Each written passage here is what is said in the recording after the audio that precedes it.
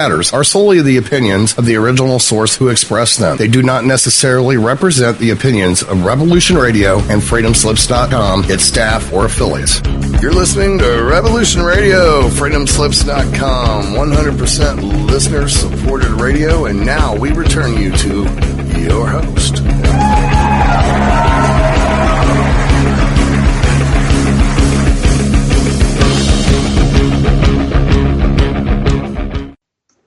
Welcome, one and all, to I'm Nature. I'm your host, Brian Porter, and this is the show where we tackle the toughest environmental problems on the planet, political problems, you name it.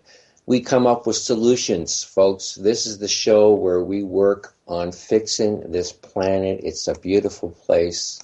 It's a spiritual place, and we got to fix it. We got to make sure that we deal with all the planet killers, as I call them. And this week I have a very special guest. His name is Matt Landman, and I found out about him through my buddy Ralph Ely, who's just an amazing guy working also with the Liberty Beacon movement, and he puts me on to some of the top organizers, activists around. So his name is Matt Landman, and he lives in Northern California, and he's organizing a conference, and it is called the Global Chemtrail Summit. Is that right, Matt? Yes, it is. All right.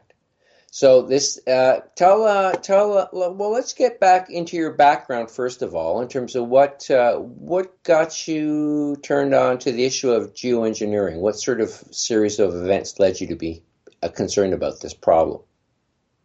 Oh yeah, Brian, I'd love to talk about that. But first, thanks a lot for having me on your show. I really appreciate it. Oh man, I mean, we need more Matt Landmans out there. That, as I was saying off air, we got to get more activism going on this issue, and it's pretty well thought out now. The analysis is out there. We got to start making some moves, create some waves. Yeah, I like to say that everybody has a ripple effect, no matter how big yours is, and you can always make yours bigger. But yeah, the issue of geoengineering and chemtrails has been going on for, most of my lifetime now, but not so many people know about it. And so that's one of the major problems that we're facing. So yeah, we need to be as loud as we can. But as far as my story, I like to tell my story. Well, I can make it quite lengthy, but I'll try to make it short, because I think it's kind of a normal story of a normal American middle class kid. I grew up in Washington, D.C., suburbs. I moved out to California because I wanted to go into filmmaking and acting and whatnot, and I lived in Southern California, and I moved up to Northern California, got back into school, got a business degree, a master's in business after having gone to Virginia Tech earlier for undergrad, and I got a film degree. And then after working in finance, financial analytics, and utilizing my business degree for a while, I ended up working on a farm. And there I had a big open sky, and we were dependent on the rain and the weather. And I started being able to analyze the weather, and come to find out on the edge of these large storm systems, there were these persistent linear cirrus clouds that seemed to affect the weather patterns. They affected the weather. And that was my aha. I was outside. I was outside, and the thing is, and not to go on a big rant, because we can go back and forth. But I've been realizing this just recently because of the people I've been talking to, ranchers and farmers and people that are outside a lot. The more people that are actually outside, those people are actually awake because they see what's going on in the sky, because they're there and they're like, yeah, I'm out. What do you think? I'm a farmer. I see what's going on. And those are also the people that aren't on the internet and don't really communicate with that many people. They're like, yeah, but what am I going to do? You know what I mean? Which is interesting. But yeah, that's my story. But what about you? How did you wake up to chemtrails? Oh, well, I've been, since about 2011, I decided to, I've been an activist since I was in university, like 35 years ago. But I had some time to, look at my life again. I went through a divorce, and I had to reestablish myself. And I thought, well, why don't I look at, the world environmental issues again? I thought I knew it was on top of everything. And then this geoengineering topic started popping up on the internet. So watched all the movies that came out. What on earth are they spraying? Why on earth are they spraying? All that kind of stuff. Thanks to Michael Murphy and all his great work. So that's kind of what got me going on it. So I've been aware of it for about 4 years now. And like you say, I mean, if you're not looking up and you're not seeing and getting the news on it, and listening to alternative radio, it's the kind of thing you can easily overlook. But I'll tell you, I've been talking to a lot of people over the last year or so, just meeting people in restaurants and whatnot, and talk about farmers. I mean, yeah, the farmers are noticing strange problems with their crops, film on the leaves that they don't understand. It's not a virus or a fungus. It's something else. So the farmers are really aware of this issue. They're not really sure where it's coming from, but a lot of them are noticing issues with their crops. Yeah. Yeah, especially, have you seen there's some short documentaries on Maui farmers, especially, because the weather pattern, the seasonal monsoon that goes over Hawaii, that is a lot of moisture going across the Pacific that eventually goes into our jet stream. And these north to south persistent linear contrails, or whatever, chemtrails, what you want to call them, they were affecting the weather and affecting these organic farmers' crops, especially papayas were dying, and other leafy greens, and tomatoes, I believe. But once they moved them inside, underneath the greenhouses, then they survived, and they correlated it to the lines in the sky, whatever they were, because of the fallout on those days, which is really interesting. So yeah, a lot of farmers, but especially if anybody wants to look into it, especially those Maui farmers had some significant correlations there. Yeah, I mean, I've had people on my show. Tim Butts is one of the people I've met. What I try to do, Matt, through my show is I try to create connections between people. People I think would have, something in common, and I try to develop deep relationships with my guests. So I've become very good friends with a lot of the guests that I've had on my show. Cool. And it's been amazing. Like we were talking a bit about the Liberty Beacon, and I've referred 3 or 4 people there, and now I've got someone else who's interested in becoming a part of it. Because really, we have to create a family of activists to win this battle, and I'm really committed to that vision and that's what the Liberty Beacon movement is all about. So, and this is what's got me. The reason I brought you on is because you're trying to do that in the geoengineering movement. You're bringing people together. And that's important. And another woman I like who's really doing a good job is Suzanne Mayer. I went to one of her meetings, and Bernadette was there too. She's got this group in Canada called GAG. They're trying to create a coalition of geoengineering groups in Canada. Are you familiar with GAG? I am. Bernadette is great. She has actually helped connect me with a couple new additions or potential new additions to the first annual Global Chemtrail Summit in Vancouver that I'm sure we'll be talking about, which is coming up in May. But yeah, her vision and GAG and her help with the creation of that is amazing. I'm really excited about that. And back to Suzanne, yes, with Bye Bye Blue Skies. And byebyebluesky.com. She's great, and her site is so informative. I like to refer people to that primarily, especially in Canada, when I'm referring anybody to an informative website to spread truth on the topic. Yeah, and she's got this thing going where you send money in to get up big billboards, right? And I support with Greg Palin. Yeah. I did a show with them too. So you're in good company on my show. I've had a lot of anti-geoengineers on, so you're in good company. So yeah, but anyway, so just an offshoot from the story. I get to know this woman who's doing this site. She's in Michigan, living in Detroit, Michigan, so it's in that area. And then I find out that she knows Vladimir Putin, or a friend of his. So I'm working on getting Vladimir Putin on my show. So it's amazing how when you do good things, you meet good people, and then they have connections too. And so You know, like I say, there's nothing better in life to me than being an activist, because you're always going to be around people who are trying to make a difference. Sometimes it's hard to get everyone to get along, and that's kind of part of my mission, is to try to bring people together and find a common ground. But yeah, it's where you want to be. It's as I said earlier, it's the highest pinnacle of spirituality right now to be an activist, because the Mother Earth needs us big time. I love that line. Yeah, yeah. Well, I've done a lot of searching spiritually, and I spent 2 years debating with a top yogi type guy about Vedic wisdom, and I know a lot about a lot of things. And I kept telling him, I said, well, we can sit around and meditate, and I'm not against that, but we're going to lose everything, and there's not going to be any place for anyone to meditate if we don't fix this planet. So we have to take some time out of our lives and commit to fixing the planet, because everything comes down to the Mother Earth. That's the common ground for everyone. It's an unavoidable truth.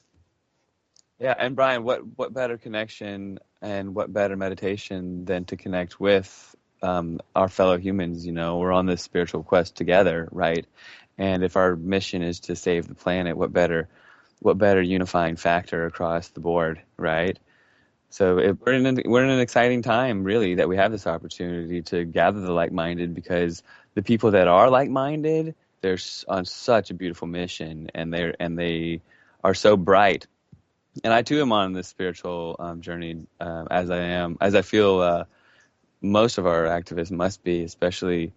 I've been not limited to, but especially I've noticed with the younger generation, the ones that aren't stuck to their iPhones and whatnot, the ones that reject the system and are totally awake and are looking up and do realize that there is a difference between GMO and not GMO and vaccines and all these issues. The kids that are awake, they're really, really awake, and they're ready to lead the next segment of humanity. I mean, I just really want this youth to really know that they are not alone. You know what I mean? Because there's a lot of them that think that they may be, and there's so many like-minded. It's so easy to get these people together. We just need to rally together and realize that we're not alone, and just do it. Yeah, at Suzanne's meeting, there were some really very well-informed young people. I mean, of course, I just turned 60, so everybody's younger than me. Mm-hmm. But I mean, people in their 20s and 30s, and I didn't know about geoengineering until 4 years ago. So and I thought I was sort of on top of all the issues. So it's one of those new issues to a lot of people, and but it's starting to gain critical mass, or whatever you want to call it. And I really think we're on the verge of really making some big gains. And the more we do the kind of things that you're doing, I've thought about doing something very similar, actually. But then the Liberty Beacon movement came along, and I thought, well, I'll hang in with these guys, because they sort of want to do what you're doing, but with all the movements. And that's yeah, I love that, because of the fact that they're looking to unify. We need more of that. We need this broad umbrella, because the segmentation of the activist movements, I don't feel like that's really the direction we need to. Are all like-minded. If you just take aluminum as a unifying factor, we can unify through vaccines, anti-Monsanto groups, and chemtrails, and the causes of Alzheimer's and all this. There's so much opportunity to unify that I think that we're kind of not really realizing it. We're kind of not thinking. We're thinking so segmented, because I hate to say that we're brainwashed, but we all are to an extent. And the segmentation of everything is divide and conquer, right? So we're so divided that, I'm Matt Landman. I wear these these Nike shoes or these boots or whatever I wear, right? And I wear this flannel shirt, and I wear my hair this way, and I drive this car, and I act this way, and I fit into this little middle-class American box, right? But that's not the truth, because we're all humans on a mission to save the planet. You know what I mean? But we've been brainwashed to think that we're in this little segment and that we can't break out of it. So they've divided us to conquer us. It's been they've been doing it for eons. But once we realize, just like I'm kind of getting philosophical on it, but I really like the Liberty Beacon's mission, and we need more of that. Really, is what I'm getting at. Well, yeah, you're right on the money there, because one of the things I did learn from having this long, I should publish this dialogue we had with this guy. He's an incredibly brilliant guy, and 2 years of typing back and forth on Facebook. It was quite amazing. But one of the things he did teach me is that we're all different. The Creator loved difference. And so nobody's going to see the issue precisely in the same way, all the causes and effects of the problems or whatnot. But all we have to do is just look at where we want to go. What is the destination? And to me, the destination is a toxin-free planet, back to nature. Mm-hmm. This is the destination. So we don't have to agree on what's causing the chemtrails. Is it coming? Is it a plot by the military-industrial complex? Is it just something that's in the jet fuel, a la Jim Lee? Is it some other variable that someone else is going to come up with? All we have to agree on is that chemtrailing is not a good thing to do to the planet, and we have to stop all the sources. And we start one where, and you go, you start with one issue, and then you just expand it, try to consolidate all the causes and effects, and try to get rid of all these things, and then constantly examine the outcome, and we'll come up with all the solutions. So we don't have to agree on teleology, and I find that people get separated on that fact, and that this is a big problem that we have to deal with. It comes from Western science too, because Western science is all about cause and effect and experimentation. When I think it gets tedious at a certain point. We know what the problem is. Let's get rid of it. Let's stop the practice. That's the key. Yeah, they've actually turned it all into one big experiment. I've been informed by my political outreach when I was in Vancouver, and I love Canada, and I'm looking forward to getting back there and living in Vancouver for an extended amount of time. But when I was in Vancouver last, and I was doing filming for my feature film that I'm working on, working title now is Frankenskies. It's under this umbrella. Oh, I didn't know you were working on a movie. Well, that's cool. Yeah, okay. Yeah. I'm a filmmaker working on a feature documentary about chemtrails. It's under the umbrella of activism that I created Meet the Frankens. Kind of a Trojan horse on the idea of Meet the Fockers, but it's Meet the Frankens. Frankenskies, chemtrails, Frankenfood, GMOs, Frankenkids, mandatory vaccines. Do you really want a Franken future? Right? So I started producing, or I have a great, I have a great graphic designer, Jamie Gregg, out of Seattle. She's helping out, and she is producing this amazing original content, Meet the Frankens, infographics and memes for the soon-to-be website. But right now it's just a Facebook page. But then, so I'd like to have 3 documentaries, but the first one is Frankensky, or Frankenskies.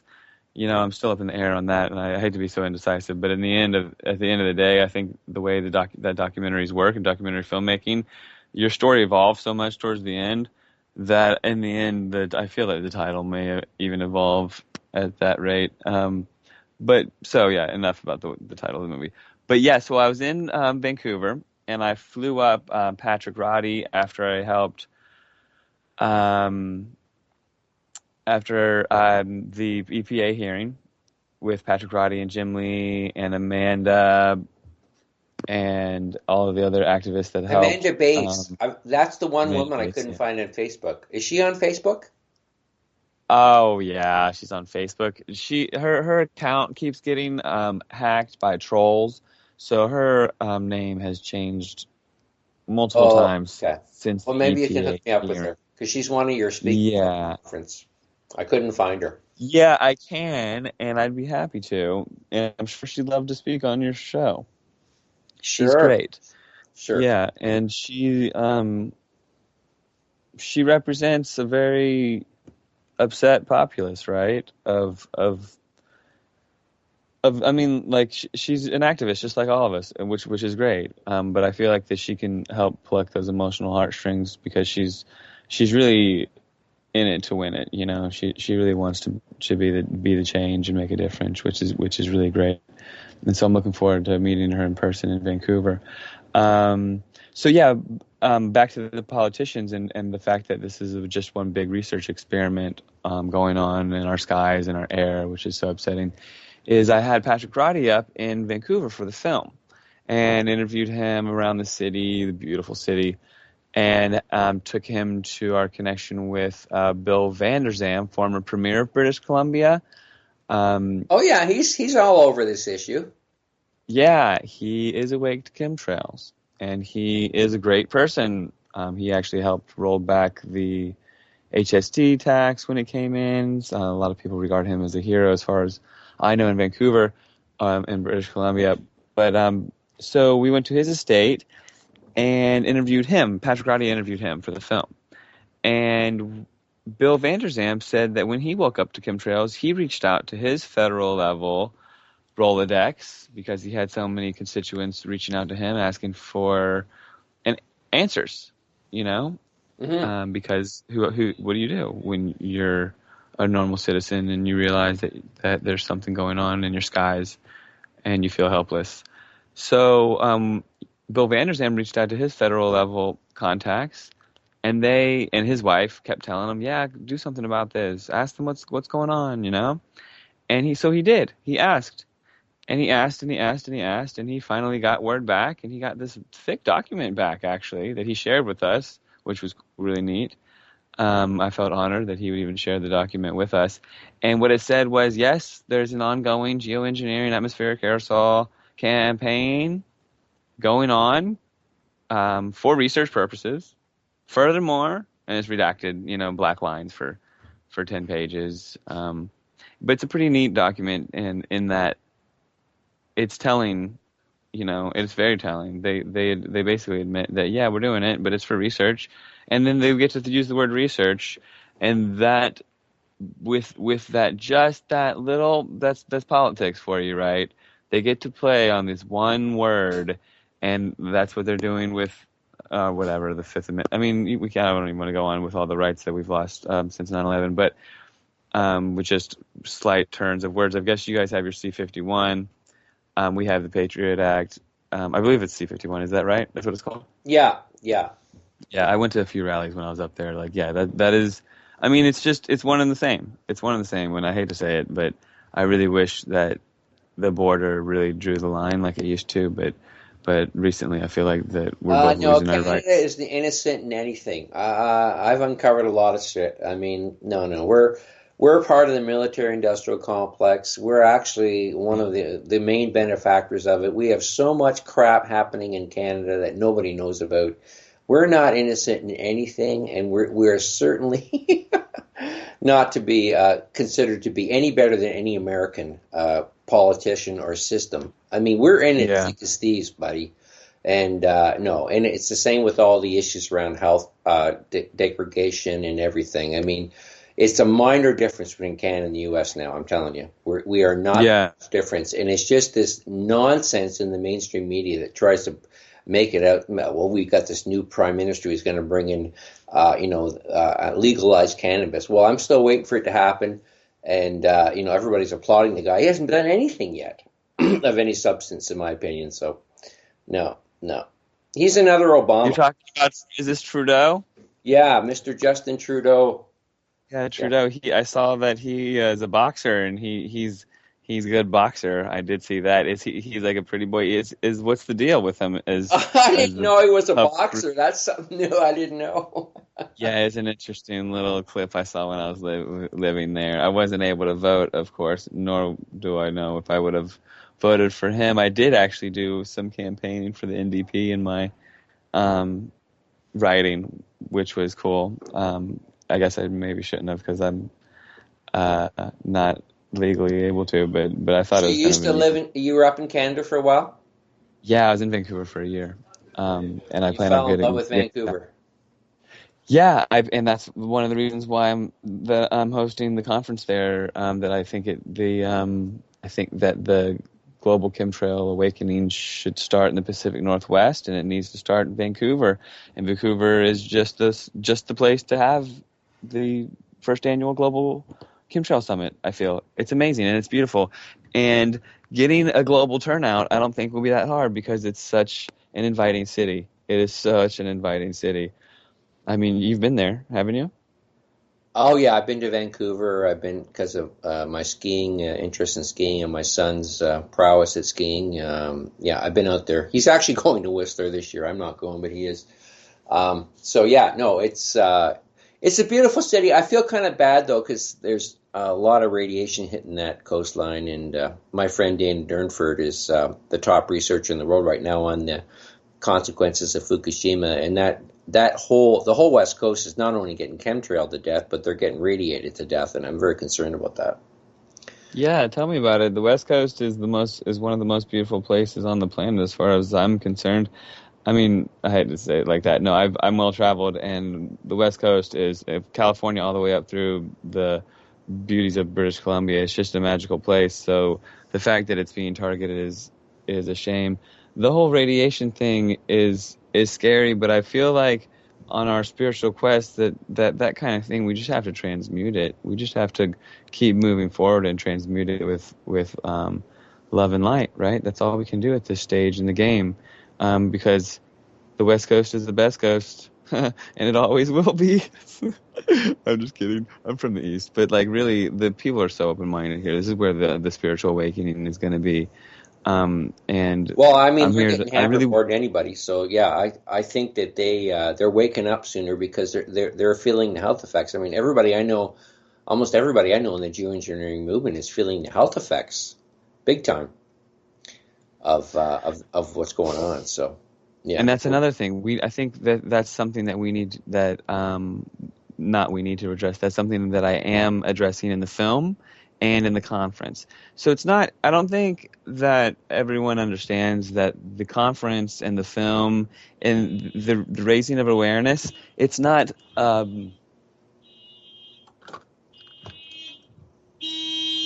Okay, sorry, making sure that wasn't my car. The raising of awareness. Sorry about that. Anyone who's listening. it's okay. I'm so excited. I just finally got a car because I'm down in Northern California to keep filming and raising awareness about the film and the conference Well, and I'm get all glad these you're people. making a film. I didn't know anything about this film. That's really cool. I like that. Oh yeah, I just went down to LA and San Diego for it. I interviewed J. Marvin Herndon, a nuclear physicist, about his coal fly ash theories regarding the geoengineering.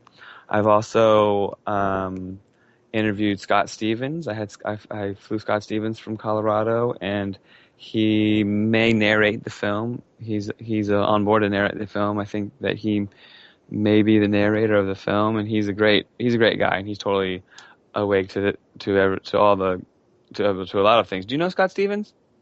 I've seen him a lot in movies. I haven't talked to him personally, but So I his did. story. Because of you, I friended him Oh, cool. His to story. promote the Okay, so show his tonight. story is So great. hopefully we'll connect. So his story, and sorry to bounce around, but his story, as far as waking people up to chemtrails, is actually quite pivotal, in my opinion, and that's why he was up at the top of my list for people to interview for the chemtrail documentary. Because he was just a normal guy, aspiring to be a climatologist, meteorologist, weatherman. And after going to school, Kansas State, Jayhawks, I believe they are, he ended up. Oh, we're in Canada. I'm sorry. So he ended up working nationwide as a weatherman for 20 years. 20 years. And after 20 years, it's the mid 90s, and all of a sudden he can't predict the weather as accurately as he used to be able to. And his ego got in the way, and he got upset, and his followers are asking, "What's going on, Scott? Why can't you predict the weather anymore?" So he gets out, he invests a little money, he gets out some cameras and does 24-hour time lapses of the sky where he's living at the time in Colorado.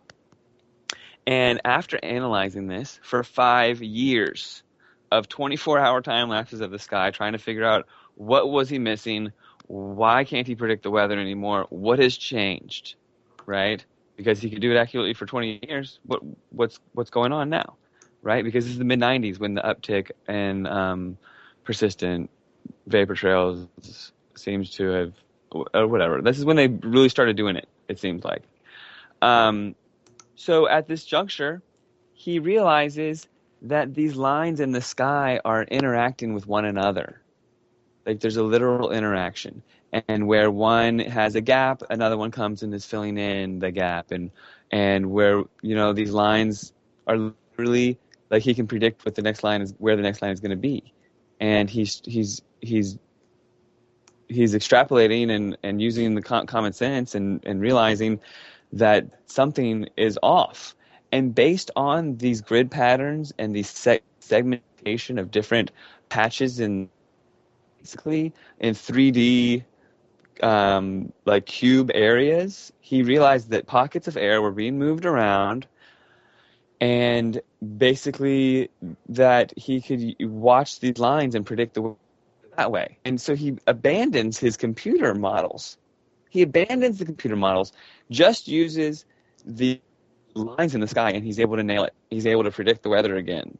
And because of his off-camera activism on the topic, he loses his job and becomes an activist full-time. And then he started Blue Water Alchemy, which is actually a great company. We can talk about that and get him some sales. If anybody knows about Ormus is really good for you. It's these essential minerals, but what they are is they're the noble elements like gold and iridium and these other metals that aren't in the soil anymore because it's been depleted. So it's really good for you or even for your plants to have this Ormus and to take it semi-regularly or even regularly to get these metals, these metals that are actually good for you, not the bad metals that are in the chemtrails, but actually the good metals that you need. Like, people actually ingest little, like iron, and silver and stuff like that. But this is iridium and gold and the 12 noble elements. The Egyptians used to do it by getting the trace minerals from the dried up portions of the Dead Sea and mixing it with water. And then they would make their Ormus. So Scott Stevens' company, Blue Water Alchemy, bluewateralchemy.com, sells. Okay, sorry to make it into a commercial, but Ormus is really good for you. Oh, no, that's okay. I mean, it sounds cool, man. Ormus. Mm-hmm. Yeah, I've heard of it. But yeah. I didn't know that Scott Stevens was into it. Yeah, he's selling that, and he's an activist, and he's a cool guy. But yeah, he'll be. Hopefully, he'll make it to the conference. He just told me he got a new gig as a weatherman, and so he was hopeful that he'd be able to get the time off. So, is he going to be allowed to talk about chemtrailing on his new show? No, he'll be speaking at the conference. No, but you said he's got a new gig as a weatherman. Are they going to try to gag him? I don't know. I just received that message, so that to me meant that maybe he went from a definite to a maybe. I've got a lot of other definites, so I'm not really too bummed about it. Although I do love Scott, and his participation would be greatly appreciated. Yeah, I mean, he's one of the few weathermen that have come right out of the closet and said, "Yeah, hey, what's going on?" Right? Exactly. Exactly, but we've got a lot of really cool interviews from him in Vancouver that I can just play. And if he's not able to come, I'll Skype him in, which is cool. I'm going to Skype in the activist that I can't get there. We're going to be we're putting on a few events in the near future. Right now they're just in Southern Oregon, but I'm going to work around the Pacific Northwest and hopefully up in Canada to raise some money for the conference in May, the May 7th. Conference in Vancouver. So right now there's on the 13th I'm speaking in Ashland, Oregon with another soil researcher out of Washington, and then on the 20th we're hosting a big event in Southern Oregon. It's the Southern Oregon Regional Okay, conference. Well, let's go down here. I didn't know you had other stuff leading up to the big conference. Okay, so you. Yeah. This is all coming together over the past few weeks. Okay, we should talk about where people can find out about this stuff because it's good to mention it. But if people want to have a reference point, What's the Yeah. best place to find out about all these other events that are So part the of the so conference? the the thing on the 13th is just me. It's not that important, but I'll put it up online once we. I don't mean to say it's not that important. It's a smaller venue, and it's just me and Ted Marr out of Washington speaking. But that is minor compared to the 20th. On the 20th, I hope to be streaming this live, and it's an amazing venue space. Have you heard of the Steve Miller Band? Oh yeah. So I wish I was going to say that they're going to be there. No, but they do have the venue space that they created. It's the Pacifica. It's in Williams, Oregon. And at this venue space, it's like this barn that they outfitted and created into a high-tech sound studio and venue space for concerts. And it's booked 3 years solid, but the locals are so upset about chemtrails that they made it open for our event on the 20th of next month, or this month, I guess, is now March 20th. So on March 20th, we're going to have bands. We're going to have me speaking. We're going to have Patrick Roddy up from San Francisco speaking. We have other local scientists and concerned citizens speaking, and a brainstorming session on what the local people can do about it. But it's also going to be a fundraising thing for my film and for the first annual Global Chemtrail Summit in Vancouver. Okay.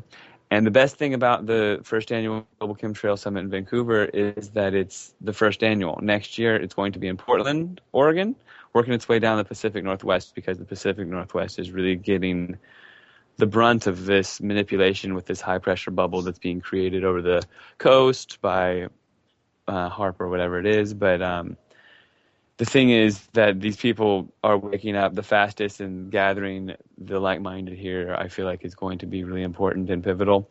But what I think I'd like to help facilitate is to have next year, when we have the global conference, to actually have it hosted in a couple other cities as well. For instance, Australia, like Melbourne or something like that, because these Australians, New Zealanders, they're not going to come all the way over as easy to these global conferences, but I do have the next 3 years planned, and in 2018 I'd like to have it in Berkeley, California, or I'd not like to have it. It's going to be in Berkeley, California. So, and then after that, it's going to be somewhere else, probably in Europe.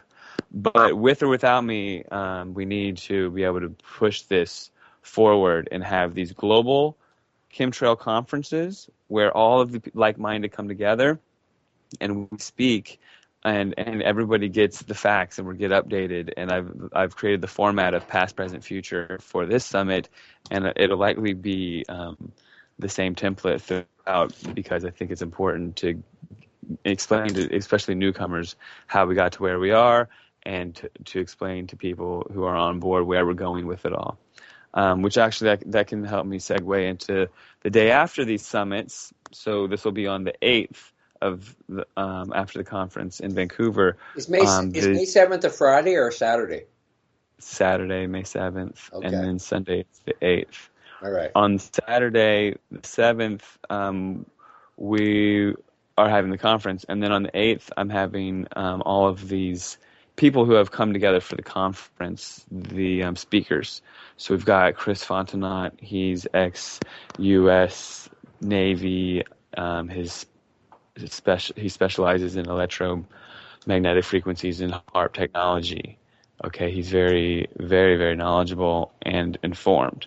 We'll also have Ilana Friedland, who's just coming out with her second book, and you very well know about her expertise in the subject matter. Well, I had a wonderful interview with her about 2 months ago. I'm trying to get her back on a panel actually in a few weeks. So hopefully a panel. And then we have Harry Rhodes coming from, and that's another thing, like this fundraiser. I'll be I got a money suggestion. To fly Harry in. Yeah, I got a suggestion for you. Is that let's just hang on to that, because I want to bring that in later. I want you to give you some time to talk about each one of your speakers and why you invited them.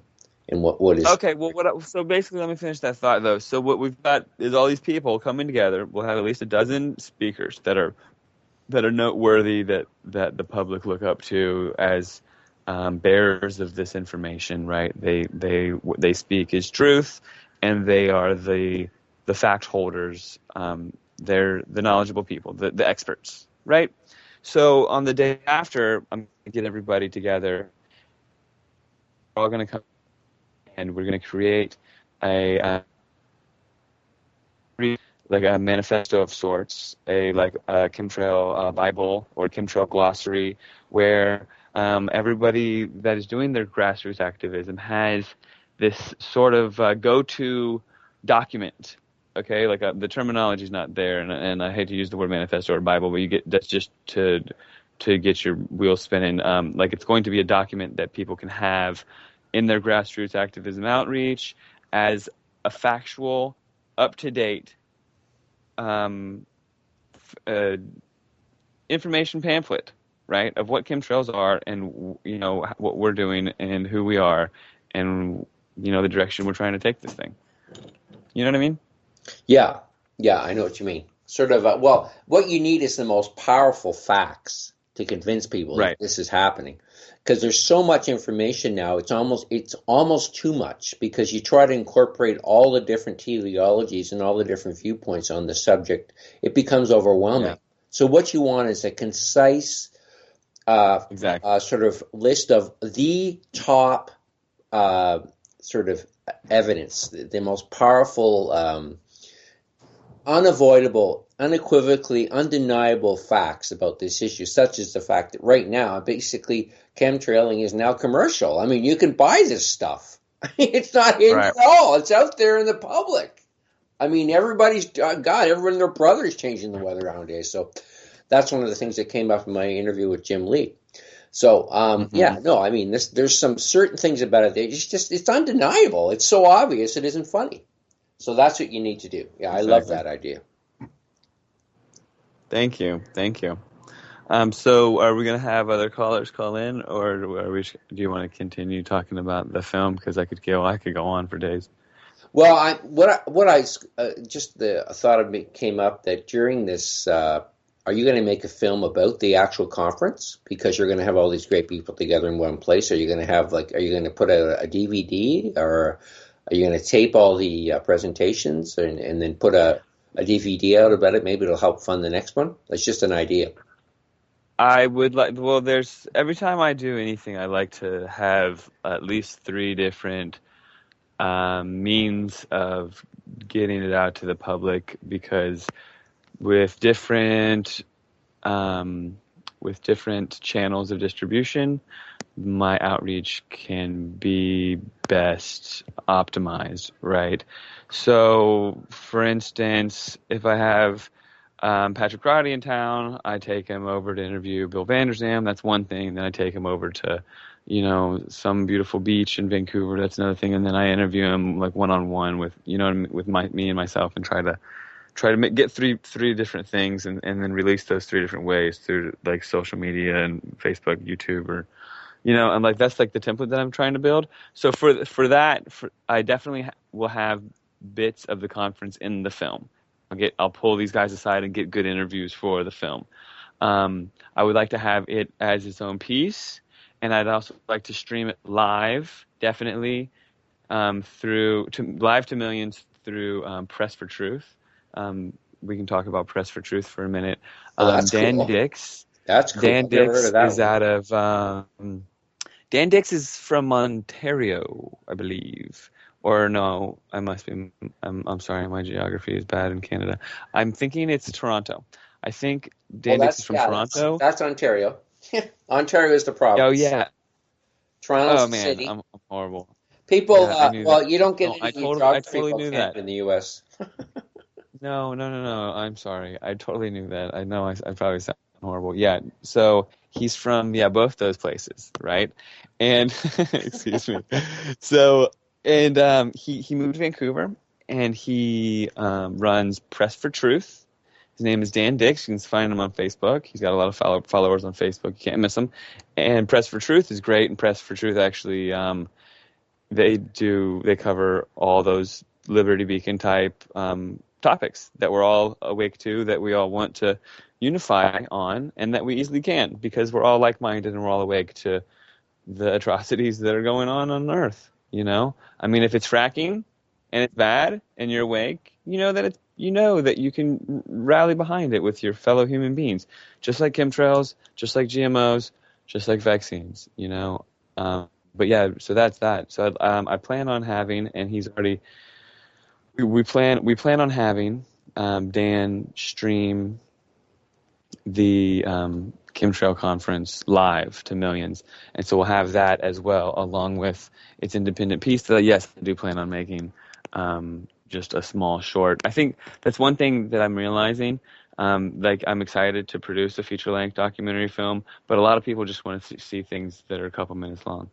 So as many like a few minute long things that I can produce alongside of like larger pieces, I think I can reach the youth especially a lot easier. You know what I mean? Oh yeah, yeah. No, I know what you mean. 5 minutes is enough for Attention a lot of span. for the younger Yeah, crowd. yeah. The attention span Good of the younger crowd trailers, is things like dwindling. that. Yeah, would be really helpful. Mm-hmm. Exactly. So yeah, it's all really. I hate to use the word exciting because we are in a. I mean, we are getting sprayed like bugs, and it is treason. There's actual treason going on daily, globally. But I am really excited to have the opportunity to help facilitate these synergistic relationships where we're able to spread as much awareness as possible. And like you saying, that there's a possibility that you could speak with Vladimir Putin. I don't doubt it. I have no doubts because I think in this movement that if we believe it, we can get these people. Like, I'm actually, you know what? Do you know anybody that can get me Billy Corgan? I really want to speak with Billy Corgan. Billy Corgan's totally awake to chemtrails. I have this long list of celebrities, and Billy Corgan is my number one because I feel like that he could help really bring this message to the masses. I can see it in his eyes that he's awake and he's an awesome person, and I know that we will connect. And I'm really excited about that. Well, the great thing about networking is that the more people you know, the more people they know, right? And then Yeah. eventually you're going to find someone who knows Billy Corgan.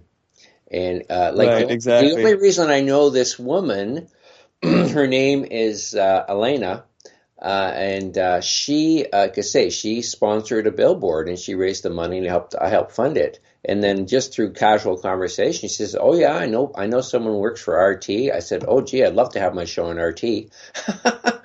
And Mm. she also said, "I taught Vladimir Putin's best friend's kids swimming because that's what she does for a living. Oh, wow. She used to be an Cool. Olympic swimmer, and now Uh-huh. she's a swim coach. She works with top flight swimmers."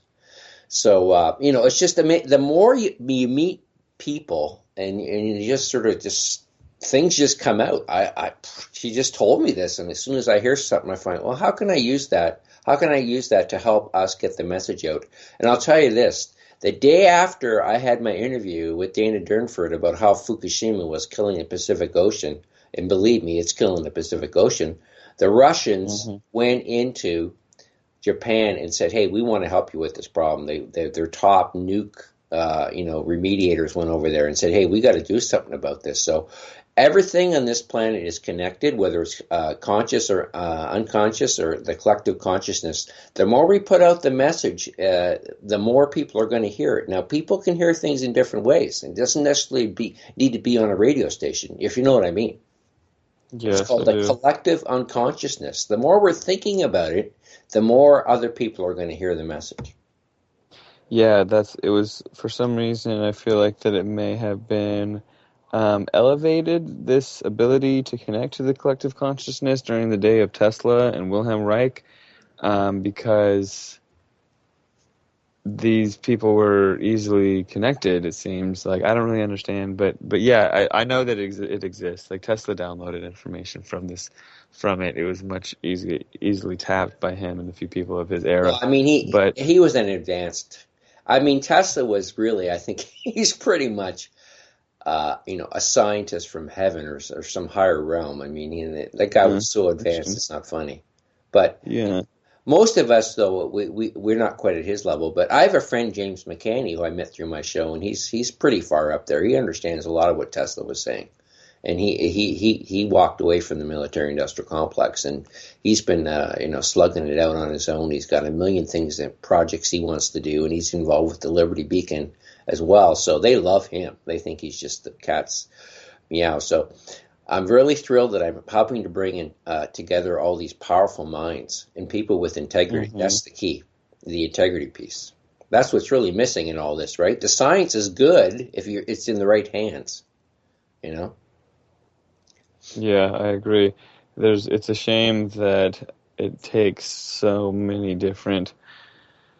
There's so many different opinions, and a lot of them are the wrong ones, and we've got these mixed directions, and it's unfortunate that there are like conspirators in the mix too that are looking to like sabotage the movement, and it just ends up being kind of like this mixed basket where people don't really know which way to go, you know. So our goal is to kind of just get it focused. I don't know if that makes any sense, but I'm kind of just. No, it does. It does make a lot of sense, because I like the idea of putting out a document that just hits on the things that are undeniable, the strongest. Exactly. Like that exactly. document. Because if you're a newcomer to any of these worlds of activism, there's so many different. I mean, honestly, like if you go on. Okay, here, I'll give you this example. I do a lot of activism, grassroots, okay? And...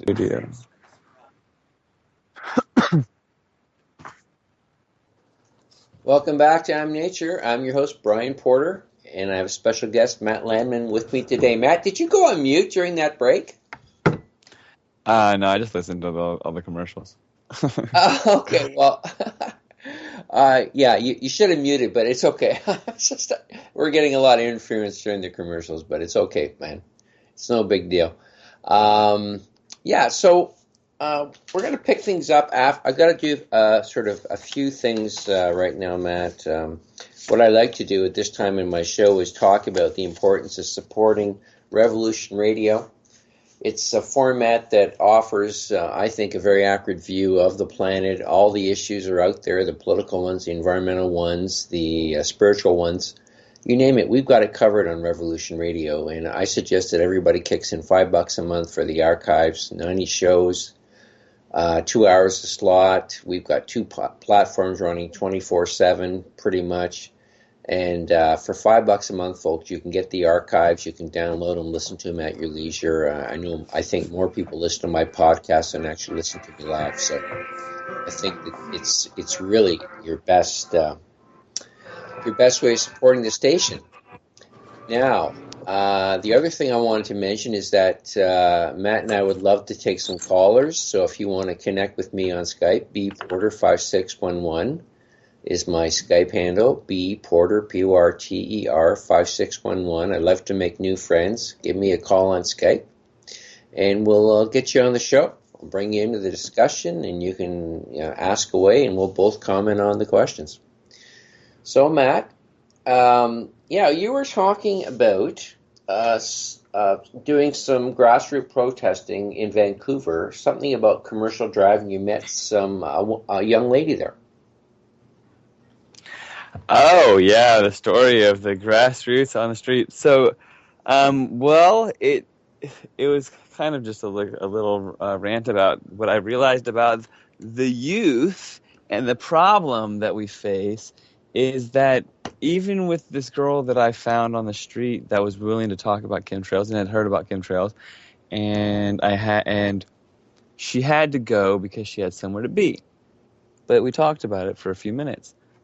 And she said, "Oh, don't worry, I'll look it up on Google," right? But if you look anything up on Google, the first thing that it says about 9/11, the first thing that it says about vaccines, the first thing that it says about all these hot topic issues that we know that we know the truth about because we've done our due diligence and we're critical thinkers. But anybody that's just like learning on their own and they don't have that support network necessarily, which is so important that we have this outreach and that we're doing our grassroots activism, because I think showing that we're there and giving that support, giving those people the ability to reach out and talk about certain topics, is important because there's so much misinformation out there. You ask Sirius what things are, or Siri, whatever she is on the iPhone. Well, It's actually, all Dane Wakington, I had Dane. Dane was my first guest ever on my show. He was my way back last year, and he said that he doesn't like even using the word chemtrail. He says geoengineering is your better word because if you go to geoengineering sites, you'll get more accurate information. What's your opinion on that one? Don't even use the word chemtrail. my opinion on well, I have issues with all of that. I have issues with Dane's approach. I have issues with limiting it to just the word geoengineering, pardon me. Well, you named it chemtrail, Actually, your summit, so it's obviously you don't have an issue with it. yeah, it's touchy. Excuse me, it's touchy. It's touchy. And me and Dane, we've discussed it at great lengths, and I don't know. I don't really know how much I want to get into it because I really want to speak of unity and unify these activists, and I've even created. I hope you can join my Facebook group, Actual Chemtrail Activists. Oh yes, It's the I'm group on of there. activists. I'm a member. Awesome. So, but yeah, no, I don't understand Dane's approach because I see. No, I don't understand it one bit because it's not just geoengineering. It is not just limited to geoengineering when there's lithium sprayed over the populace in Oregon. That's not geoengineering. That's not even close. Yeah. I That's think not even some close people have said as to much as geoengineering. 300 different substances are being sprayed on us. Yeah, it's Yeah, and actually, if you really want to go there, I think that if you are persistent on just using the word geoengineering, that you're taking a villainous, felonious, evil act, and you're giving it a silver lining because it actually makes it sound quite innocent compared to what it is. You know what I mean? And you're putting it in a nice little box for people, which it's not even the accurate box that it should be in. You know what I mean? yeah, and it's also becoming kind of like innocuous. Oh yeah, oh no, they're talking about now. They're talking about using it as a way of cooling off the planet. There's a lot of people talking Yeah, about actually, it. we could. You want to fill up the next hour talking about that? I could talk about this for quite some time. I'm half joking. So Google has this thing, and I'm thankful for my old roommate for showing me this. Google has this Google Alerts. Are you familiar with this? Yeah. Okay, cool. For the listeners or anybody that Actually, Jim Lee talked about this. It's a great tool. So yeah, talk about it again. It doesn't yeah, hurt so to review it. it's free, and if you have Gmail, I think it's just a little thing in your Google thing in a little icon because they have all these little tabs where you can do Google Documents and share documents around and all this stuff. But I'm not even sure if you actually need Google. But if you sign up for these Google alerts, you can be alerted when different things are dropped on the internet. So if the keyword is chemtrails or geoengineering, every time that word comes out in an article on the internet, you're notified. So you can pick how often you want to be notified, and I've picked it to be notified once a day of any articles that come out using those two terms, along with a few other terms that based on what different things that I want to know about in the activist world. So there was a string of articles that if you go to my event page, I actually have it in the description. So the event page on Facebook is Global Chemtrail Summit. Global Chemtrail Summit. That is the event page, and it's easy to find on Facebook. And if you're interested, please click interested, and then how Facebook works. It shows that other people will see that you clicked interested, and that's you showing your solidarity that you're interested in the event, and you're showing people that it exists. You can even share the event or click going and come. I hope that people come. But Is there any the cost thing is, associated, Matt, with attending? no, it's not going to cost anybody anything. I'm Wow. just going to pay for it all. Wow. There's going to be music. There's going to be refreshments. There's going to be food. I'm going to cater the event, and I'm going to fly everybody there, and all the speakers. I mean, well, maybe not every single person. I know Patrick Roddy was insistent that he paid his own way. I Did know you Eric Seifert. crowdfund raise for this? Where are you getting the funds to put this on? I mean, you have to rent is like a hall you're renting, or a room? How big? Yeah, I've got an amazing venue space that hosts 300 people at the Siegel Building. It's part of Simon Fraser University's Graduate Hall at 500 Granville in downtown Vancouver, right at the waterfront on Granville. Granville is like the iconic street with all the neons. Yeah, but no, I'm just working. Right now I'm working 2 jobs. I'm just going to work and then make it happen. I don't really want to reach out to the public at this juncture. Maybe the Portland. Well, I plan on the Portland one being twice as big and twice as many people and stuff like that. Maybe if I don't have twice as many jobs or income at that stage, maybe I'll reach out to the public. But for now, there's no reason for me to ask for money if I can do it myself. Well, the second event in Portland, you might want to talk to Roger Landry because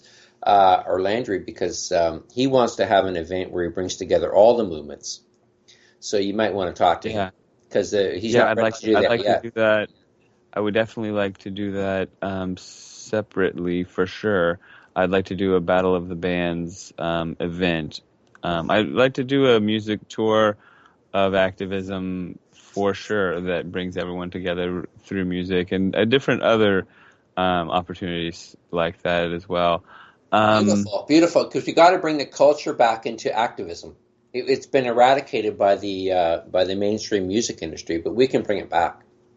I love that idea. Yeah, exactly, and that's what we're looking to do in Williams as well when we do this concert on the 20th, because it's the barn that.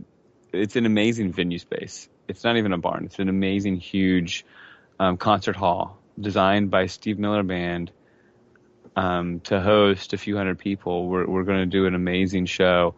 Oh, well, and then that, like I said, that's going to raise the money for in a perfect world, that'll raise the money for it. And I won't have to do it on my own. Like I'm doing these fundraisers leading up to it, and hopefully that'll push it forward to make it so that we can make it bigger and better. But regardless, I'm putting all my resources into it because that's just what has to happen. If you want to be the change that you want to see in the world, you have to give it your all, in my opinion. And that's what I plan on doing for the rest of my life. But back to the manipulation and the Google alerts. So I started seeing in my Google alerts this push on the term geoengineering. First from PBS. Okay, and like when you're awake, you start looking at things a little differently, and like other people would say, when you're a conspiracy theorist, you look at things paranoid or like through a paranoid lens.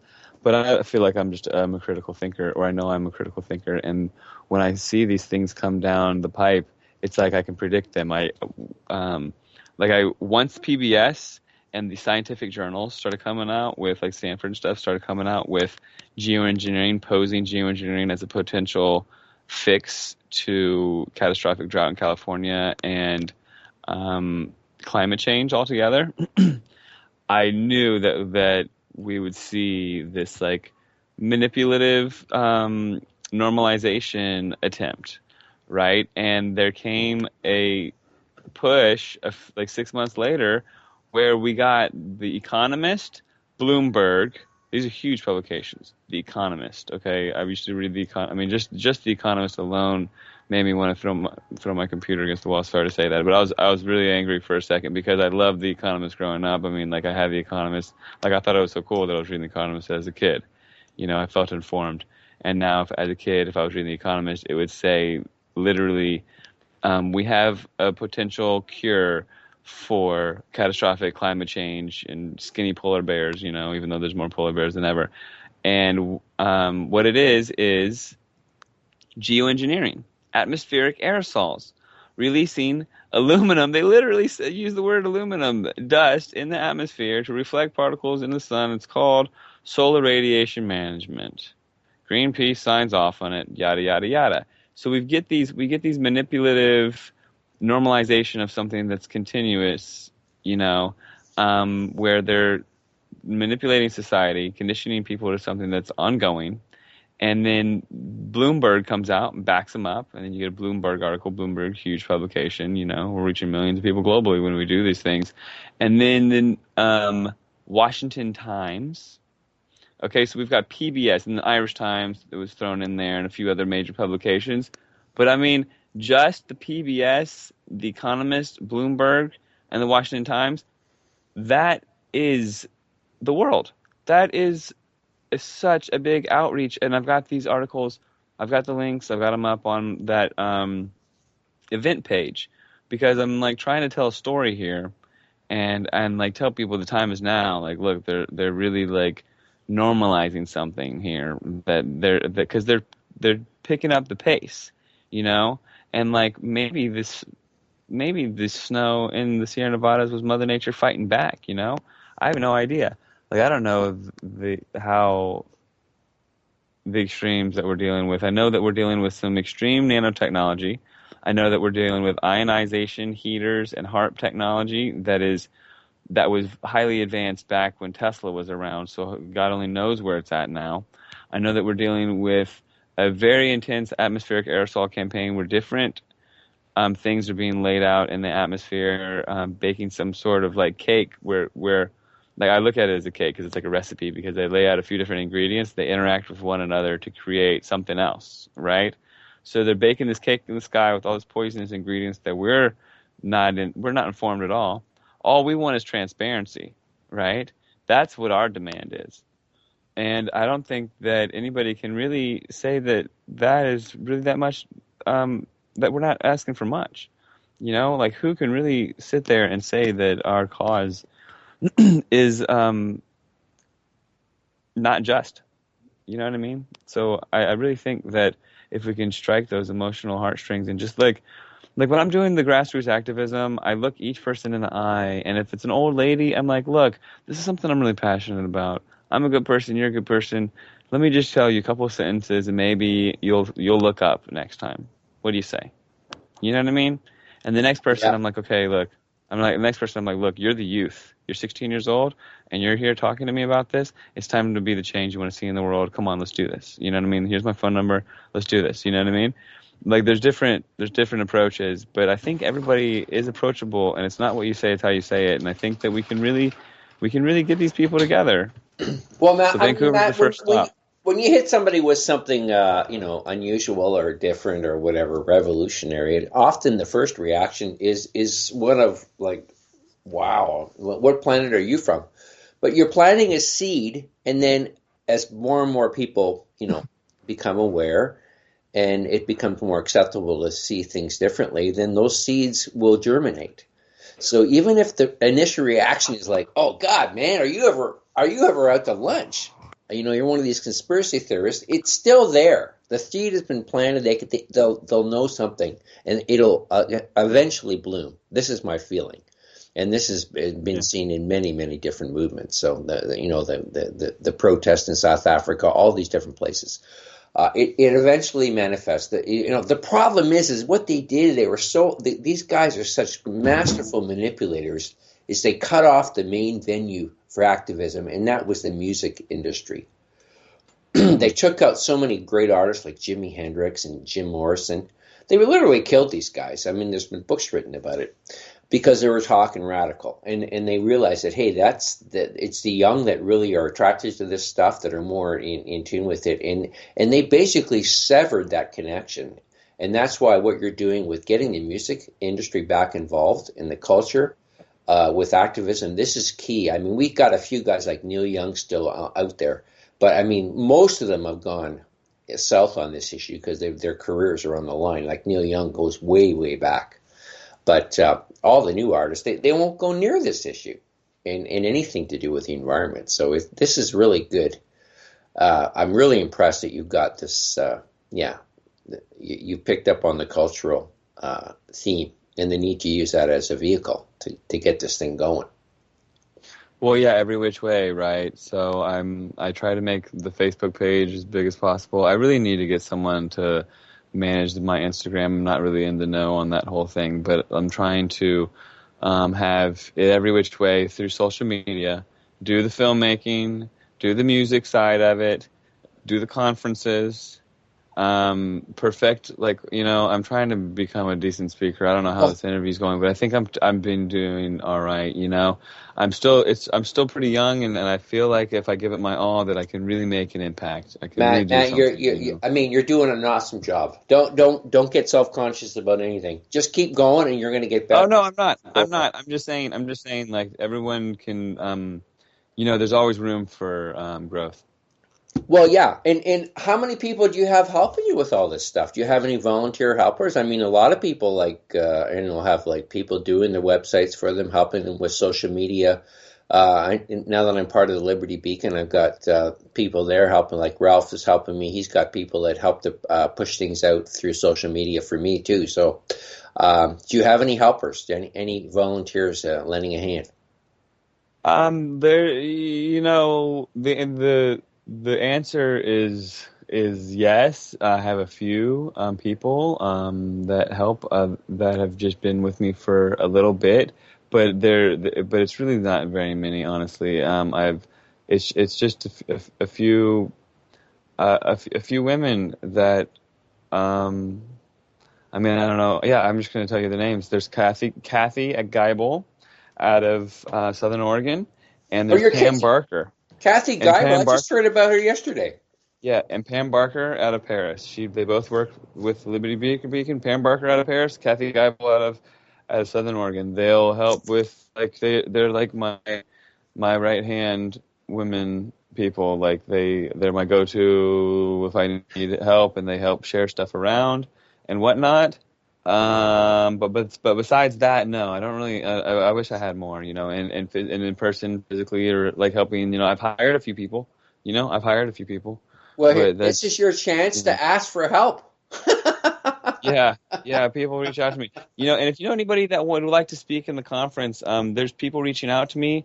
But my mantra recently has been, I'm going to meet all the right people, and I've furthered that to all the right people are going to come to me, and that has proven pretty successful because all the right people have been coming to me, and I've these homeopathic doctors and naturopaths and whatnot that can help with chemtrail and the Morgellons and the different flu or ailments that are related to the aerosol sprays. These people are reaching out to me, and different scientists and whatnot, they're reaching out as well. So the lineup at the conference is ever growing, but there's always room for networking or some synergistic relationships, or even another speaker or two in Vancouver. We have all day, but honestly, it's pretty booked up right now. You've got a great list of people. There was a very interesting fellow at the Bye Bye Blue Sky Susan Mayer's day in Toronto. I forget his name, but he's an alternative medicine guy. And he's introducing electric fields to detoxify. Has he talked to you? I'm not sure, but if you have any names, or if you think about it or come across anything, any name, I'll hook you up. Just send them my way, and I'll do my due diligence. Yeah, we had a homeopathist who actually Suzanne trusts and uses her. And then we had this other chap, and he basically got up and he said, well, we're dealing with something that's very unique, and we have to take a unique approach. And so he said, I like what the homeopathist said. She gave a great analysis of homeopathy, but he says it's not going to work against nanoparticles. And he laid it all out. He was quite an interesting chap. I'm fortunate I still have pretty good help, but I think Suzanne has been trying some of his techniques, so you might want to check in with her too. But I'll definitely get you his name. I just have to look him up. Me and names, they don't go together. I always forget names. Is it Tony Pelche or Tony? That might Robert be Tony. I think it's Tony Pelche, and I'm or Brian. I have a Brian Pelche. I've got a Tony Pelche. I've got his first name was Tony. Yeah. Last name. Yeah, Tony's going to be in the conference. I just spoke with him. He's a Canadian. Is that a Windsor? Yeah, Windsor. Yeah, that's it. Yeah, that's it. Yep. You got him. Yeah, Windsor guy. Yeah, I'm excited about that. That's part of my mantra of the people that are going to be coming to me. He came to me, and I was like, perfect, because I don't want it to just be. I want problem, reaction, solution, right? We're still under the template of past, present, future, but it needs to be problem, reaction, solution, because we can't just leave people hanging. And we're not fear-mongering. We actually want to give them solutions to getting their health back on check if they're dealing with any issues. And we're looking to raise awareness and get people on that higher vibration where they're actually informed and not living in fear because knowledge is power. You know what I mean? Oh, I can relate to the higher vibration, I'll tell you. I get them all the time. I've had them quite a few times with you during the interview. So, no, it's there's solutions for everything. And I believe my philosophy is tri-energetics, and I'll send you some stuff about it. We hadn't connected on Facebook because you had too many friends, which is a good problem to have. But now that we are, I'll send you some stuff, and I'm sure you'll give me some feedback. So. But no, this is amazing. Now, we want to get to your guest speakers. I want you to give me, like a few minutes summary on each one of them, why you invited them. You've talked about a few of them, but let's start with the top of your list of speakers. There are some of them I'd never heard of actually, so I'm really glad that you listed them on your site, the Facebook site about the conference. So let's start with Patrick Roddy, who I friended him this week. I'm trying to get a panel of people together, and I asked him to come on. So, what's Patrick Roddy's view of chemtrailing and geoengineering? Okay, well, let me give Patrick his due diligence, or the respect that he's due. He first off, I met Patrick randomly at Burning Man, which is a music it's an all-together festival, art festival in the Nevada desert. Are you familiar with Burning Man? Have you heard of it? Is it Running Man or Burning Man? It's called Burning Man. It's a festival in the desert. But I went there. I've heard of Burning Man. Yes, I have. I've never been. But I'll tell you, I agree with you. There's a lot of cool stuff happening on the West Coast. Yeah, neat. So I went there in 2007, and I met Patrick randomly. And this is way before any chemtrail activism in my life. So that was really neat that we had this connection, because he's gone for 23 straight years because he's a photographer that goes every year. And I am also a photographer, but I'm compared to him, he's amazing. And it's just a hobby for me. But so it was interesting when we reconnected, because we had this past meeting and this energy between us. It was pretty interesting. So either way, Patrick Roddy has a website, which is amazing, which I would like anybody listening to check out. It's called www.stopsprayingus-sf.com. SF stands for San Francisco. Stopsprayingus-sf.com has all these different little links in it detailing, if you're new to chemtrails, what are chemtrails? And it says what are chemtrails, and you can click on it. And then there's another one that explains why just using the word geoengineering is actually pointing us in the wrong direction, and kind of what I alluded to earlier in the show, which is neat as well. And he's also not just a photographer, but a videographer, and he has a lot of time lapse from his San Francisco apartment that are going to be in my trailer that I'll be dropping in the next month, I'd like to say. But he's got some amazing time lapse. I think his site is one of the best ones for beginners. Yes, it is. I mean, it really is. It's really simple, and it's very clear. And I think it's and clean. If anybody it's clean and informative. If you met someone who was really new to the issue and you thought they were at all open to it, I'd send them to his site, because him or Suzanne Mayer, they're both great sites on Facebook. Yeah. Bye Blue Sky. That's if. I invited Suzanne, but because of her health, we're not 100% that she'll be able to make it. But I hope to Skype her in for the conference. But yeah, I love referring people to both those two sites, and I have done so repeatedly, actually. So Patrick not only has these time lapse, but he's got the website, and he's got these different interviews. He just interviewed a Saudi princess on the topic, and he goes to these different conferences in Paris and Istanbul, and he just got back from one in California. You can follow him on Facebook, and he's an all-around good guy. He also likes to post a lot of NASA imagery of chemtrails. He's really on it with that one, and the one that he posted that was astonishing was of a very square formation of clouds over the Pacific. That was undeniably just a square of clouds formed over the Pacific. Because there's so much experimentation going on at this juncture that it's not just. Sorry, Jim Lee, it's not just coming out of the back of.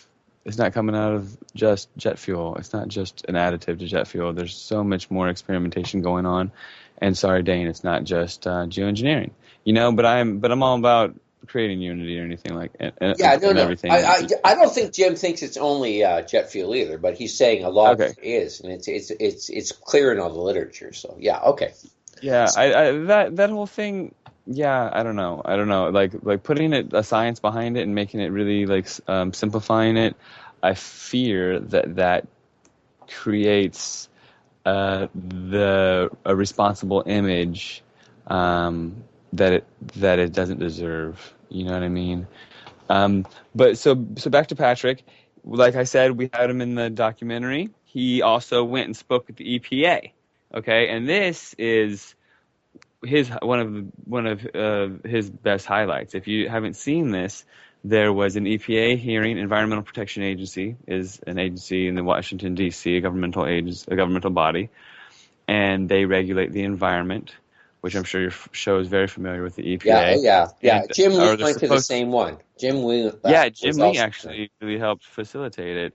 Yeah. We had I believe his name is Michael Saraceno was there as well, Max Bliss as well. I'd like to raise enough money to be able to fly Max Bliss to the conference. As of now, Max Bliss doesn't have a plane ticket, but he's on the list, and we'll get to him, and he's amazing. But and I'll run through everybody else a little faster. But Patrick he's just pivotal. Patrick is like my one of my favorite guys, and his speech. His 10-minute testimony at the EPA hearing in Washington, D.C. last summer was because it's coming from a researcher, a concerned citizen, but it's quite factual. It talks about the refractory rate of water and how the stuff that we're looking at in the sky isn't water. Basically that's the nitty-gritty of the whole thing. And then he basically says, why aren't you doing anything about this? And he hardly makes any eye contact with the EPA, but then when he does, he looks in the eye and he says, history will judge you by your action or your inaction. And it's quite impactful. And I am going to use that in the documentary and highlight Patrick Roddy and his activism and his efforts. And he and I will be speaking in Williams at the Southern Oregon Conference on the 20th. And he and I will be presenting in Vancouver, of course, together. Yeah, so what's the next name? Okay, Harry Rhodes. Okay, Harry. Yeah, so Harry is... Okay, so during that era of Nikola Tesla, there was Wilhelm Reich, right? And he, too, was able to download information from the ether, right? Just like Tesla was. And I bet you there's other guys that we don't even know about, and I wouldn't be surprised if the government snagged them up just like they snagged these guys up, because Wilhelm Reich, he was imprisoned by the FDA, I believe, and didn't make it out alive. Didn't make it out of jail alive. But the knowledge that he had was, forgive me that I don't know as much as I should about this, because the thing with the whole Oregon energy and this stuff that's kind of out there is I kind of turned my nose up at it for quite some time. And with the chemtrail thing, I kind of basically wanted to sink my teeth into it for a while, and I really just focused on the weather manipulation aspect. And that's what my presentations are going to be when I really get loud at these next conferences and meetings and presentations coming up this month, is I want to focus on what people can really sink their teeth into, and it's the weather manipulation aspect of it and the history behind it and the patents and the fact that someone can actually look at it and it's tangible, the critical thinking aspect of it, that okay, this makes sense. But the Oregon energy thing, it never really made sense to me, and I kind of was not really receptive. But it is real, evidently, after I've done my due diligence and done the research. And Harry Rhodes is basically the modern day Wilhelm Reich. And what Wilhelm Reich learned was there's this Oregon energy, and if you could harness the Oregon energy and negative Oregon energy through its creation of either negative or positive Oregon energy, you can attract or reject like storm systems, like weather. You can mess with the weather, basically. If you know how to mess with Oregon energy, you can mess with the weather. And they have Oregon. Now, this Oregon energy, I've heard of this. I have a friend who says he made an Oregon generator in Australia. Yeah. Right. Exactly. Yeah, his name is Jack Larch. He's on Facebook. He's an interesting fellow. My friend James McCanney, who I consider to be, he says I'm not a Tesla, but I think he's the closest thing to Tesla on the planet right now. He's a brilliant man. He said that most of the most weather systems are actually electrical. The Earth is pretty much electrical. The whole universe is actually run on electrical energy for the most part in plasma. And the sun is very much electrical, and comets are basically static charges that can do a lot of damage and collect a lot of material as they travel through solar systems and whatnot. So you might want to consider getting James on, because James actually, he said, I taught the military how to stop hurricanes back in the 80s. Can you send me his contact information, please? Yeah, I will. For sure. And then he said, once I found out they were using it to play with all the weather systems, he says, I pulled out. But he wanted to use, his knowledge of how the electrical currents that travel in the atmosphere can be used are actually, they basically control all the weather. Everything is electrical. Water can have a charge. Actually, water is polarized within our bodies. I had a guest on, John Apsley, about the fact that every cell in our body has polarized water in it, and that's how it functions. It's fascinating stuff. So, yeah, you definitely want to. I'll share it with you, and I'm sure he can skew his discussion in the direction of geoengineering or the topic at hand. But he's a fascinating guy, and I believe that his scientific insights are invaluable. Where's he out of? Do you know? He lives in South America. He doesn't like people to know where he lives, because he's kind of like, because of what he's done in his approach, because his knowledge he's like a Tesla. I mean, he knows stuff that the military don't want others to know, because if they did know and it was massively understood by the scientific community, they wouldn't be the top dogs anymore.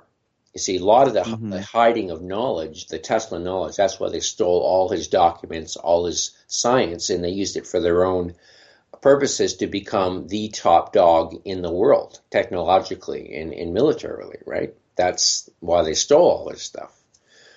So James is in the same league. So he keeps a low profile, but he does go around, and he does do live appearances on occasion. So, and he's one of my best buddies. So I can certainly hook you up with him. No problem. Yep, we can do it on Skype. Excellent.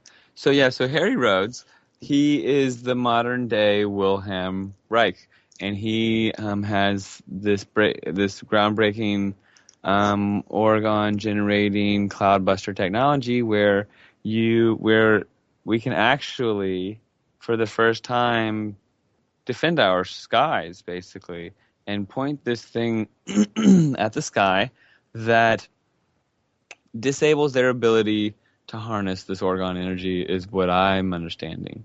Or basically, that sounds so now they can't suspend their particles overhead, and nothing really works, because what they're doing, well, it's kind of long and complicated, but basically he's got this interesting information, and he's very unique, and so I'm flying him from Wolverhampton, UK, and so that one's definite, because I'm booking that ticket this week.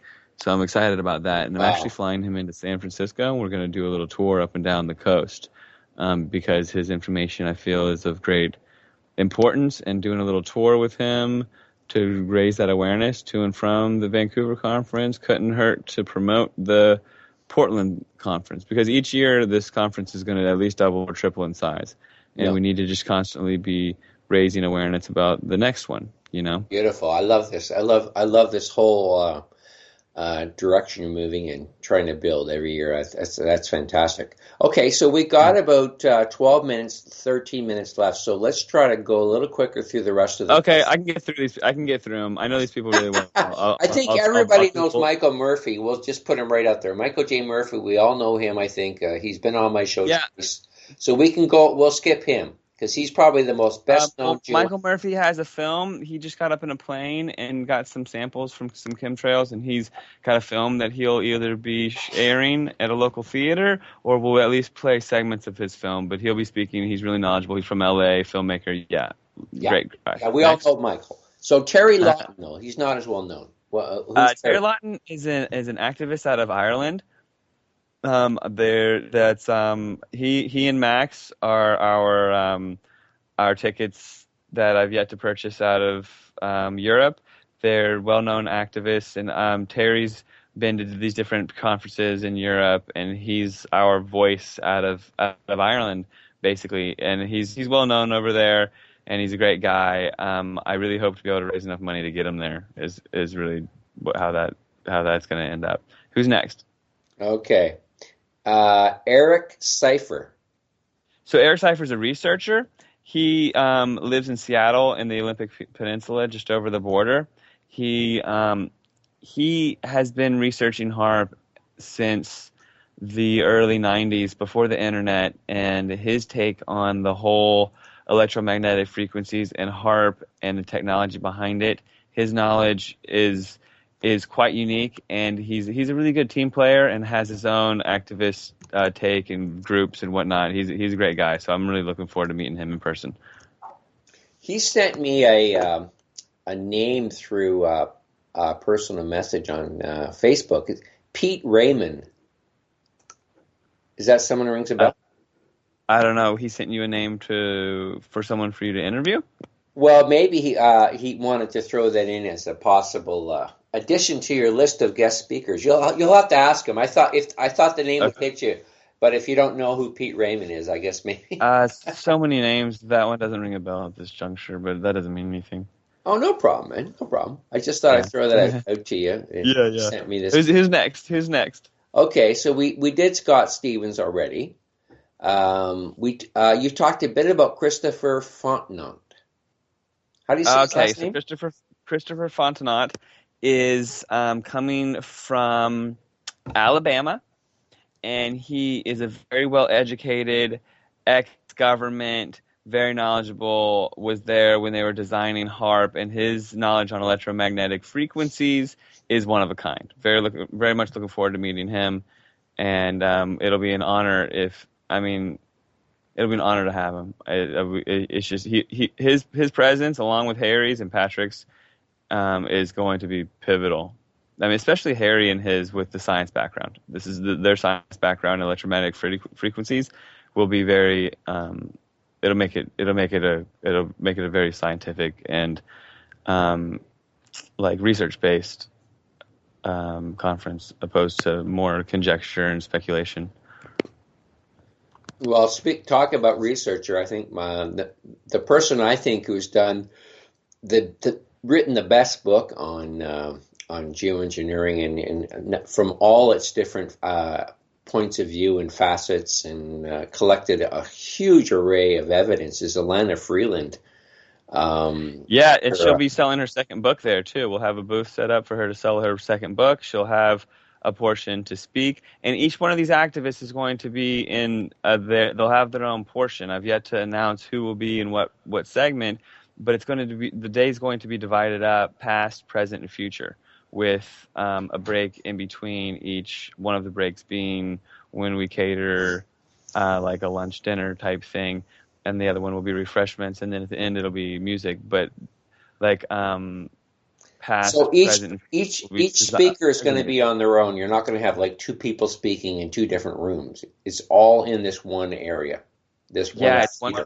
it's one big conference hall, and it'll be past, and three speakers will have their own half an hour, and then once that's over, those three speakers will have like a Q&A, and then we'll have a break. Okay, so each speaker's up there at the podium by themselves. Then present, three different speakers during present, or four. You know, however many speakers we end up, it'll be three or four. And then same thing with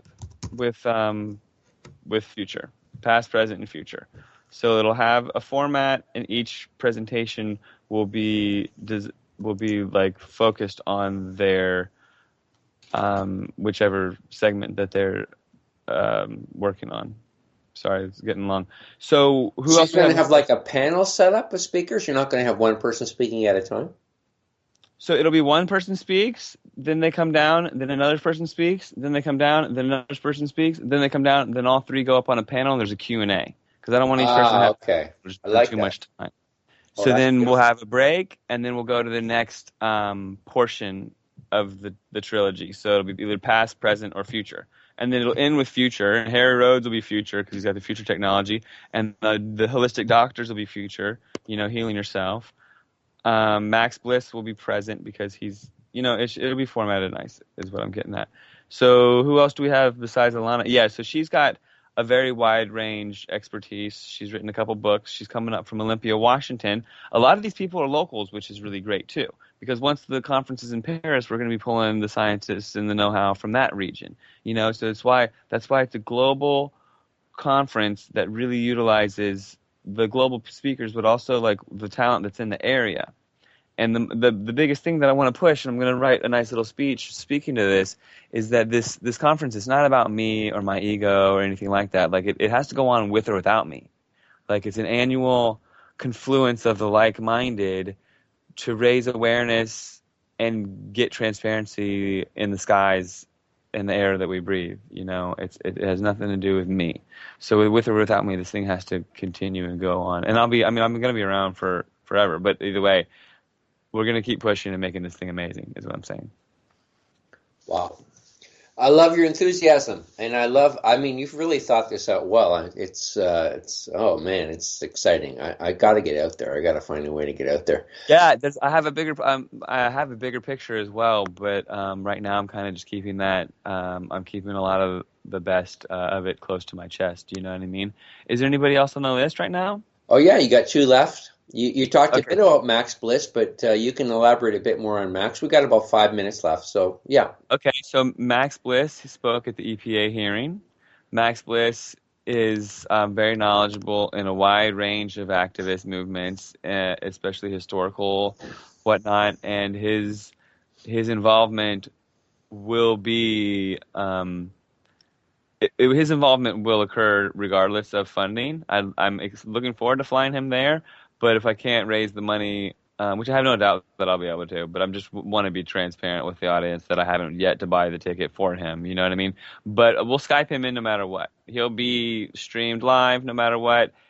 Like Max will be there in spirit and giving his presentation. Regardless, is whether or not he will physically be there is to be seen. But I'm pretty confident that he'll be there because we still have another. I'd like to get everybody's tickets bought in the next month, but we still have a little bit of time. And I just got settled in Northern California and got a lot of footage together for the documentary, and now I'm working. So everything's moving along according to schedule. But yeah, Max is great, and Max is a team player, and he's really honest and loyal and trustworthy. And he's right there. Like everybody's behind him. Anytime that he needs to be at a conference, he's there and he's speaking. And he's very. I mean, that's another 10-minute testimony at the EPA hearing that is worth a watch, definitely. Wow, fantastic. Now, what about I was going to ask you about Billy Hayes. Billy Hayes and Alana Freeland are very good friends. I'm sure you know that. And have you thought of asking Billy Hayes to come out? Yeah, I have. I've considered Billy Hayes. He was on my list. Okay, I feel like that there's so many names that I reached out to and said, I can't really speak to that one. I feel like that maybe I reached out to him, and He I'll has have to health ask. issues, eh? I'll have to ask Alana her take and see if he wants to be involved. Thank you for that one. Yeah, well, he does have health issues though. Like, I mean, he's kind of I like think that might have homebound. been. I think that might have been something. I did like. I think that might have been part of it. I know I received an email from. I believe it was Ilana recently saying that it was a surprise that they were able to work with Billy Hayes. That he's very hard to get a hold of or whatever, because I thought it was a health concern. But yeah, I'll look into that one. Like any of these that you have that names that you suggest, I would love to look into if you want to shoot me an email. But that one I'll remember. But you can remind me Oh yeah, as I well. mean, Billy is like he's the grandfather of all this stuff. I mean, he's been around forever talking about it, and he actually him and his dad put HARP together up in Alaska. He's one of the most fascinating guys to talk to. I mean, he's just and Alana gets a lot of her her knowledge from Billy. Billy basically wants Alana to be his spokesperson because he doesn't think he's going to be around much longer. He's got some pretty severe health problems caused by all the work he did for the military and other agencies that he worked for, putting up all these different systems that are used to control the weather. So yeah, Mm-hmm. he really knows his stuff. Okay, and the Yeah, last one. I actually have. I know Amanda is the last one, and I'm excited to talk about Amanda. But before I forget, I do have a list of names that I'd like to maybe send you when we get off, and maybe you could help connect me to, because I do still have a wish list of even chemtrail activists that I've yet to interact with directly, or like bigger name activists, like Oliver Stone's son. I believe his name is it Chris Stone or. I could do some more research. Okay, so I'll talk about The Amanda. Are you still Untold there? History of the United States is one of the best books, or they have it. I have it in what do you call it? Audio form. Man, if Hmm. every kid in the U.S. listened to that or was taught that, I mean, instead of this silly movie called the one that the VP put out there. Oh God, me and names again. The Vice President of the United States who lost the election. What was it? Al Gore? That movie he put Okay. out that went all over the place. They put out Oliver Stone's incredible series of books called The Untold History of the United States. Waka mucka. What a difference that would make. It's an Oh incredible book. wow. Have Right. you listened to it or heard it? I have heard some of the audio tape, and I know that it's amazing. And actually, that's like the third time it's come up, so I have to now dig into it and read it. Thank you. Yeah, Um, yeah, it's in video. He's got it all the different formats. Like that guy's amazing, Oliver Stone. I completely concur with you on that idea of bringing in someone who knows him, or is his son maybe probably knows as much as his dad does. So yeah, that would be an awesome addition to this conference. Yeah. and so, in addition to Amanda, so Amanda is an activist out of Virginia, and she has been just really active in the entire activist community, raising awareness about chemtrails. She again as well. She spoke at the EPA hearing. She does a lot of investigative work, making calls to different three-letter agencies, trying to get answers and raise awareness and receive transparency. But in addition to her, we have a couple naturopath, homeopathic medicine people one out of Vancouver, one out of Windsor, that I plan on having that I've yet to add to the Facebook page. So we have two doctors that we're adding on, and there's also a couple other names that are on the fence that I don't want to talk about yet unless it's a definite, and a celebrity guest that is not a definite quite yet either. And we will have music at the end, no matter what. Hopefully, Billy Corgan. But if not, we'll have local musicians, like a lot of really good free music, along with free food and beverages and entertainment. Yeah, it's going to be a great time. A lot of information, a lot of good people. So anybody who's anywhere close, I really hope they can attend. Okay, put out the Facebook page again. Global Chemtrail Summit is the event page. So if you just go, and you can find that even if you don't have Facebook, you just type Facebook Global Chemtrail Summit. It'll pop up right there. It gives you all the information right there, map of where it is, location, time, everything. I was going to suggest this to you, Matt, that on your personal page, you put a reference to the conference, because I was trying to find the conference and I went to your page and I couldn't find anything. Is there something about it on your personal page? Maybe I just couldn't see it. Yeah, I mean, if I post something, it gets buried. I should put it in my profile or something. Yeah, that's a great idea. Yeah, That's a maybe great idea. Thank you I for said that. you should put it on as your main picture, and then you can link it to the main, like on your page, because this is your baby, Hmm. man. This is beautiful. I'd brag about it. Put it Yeah. right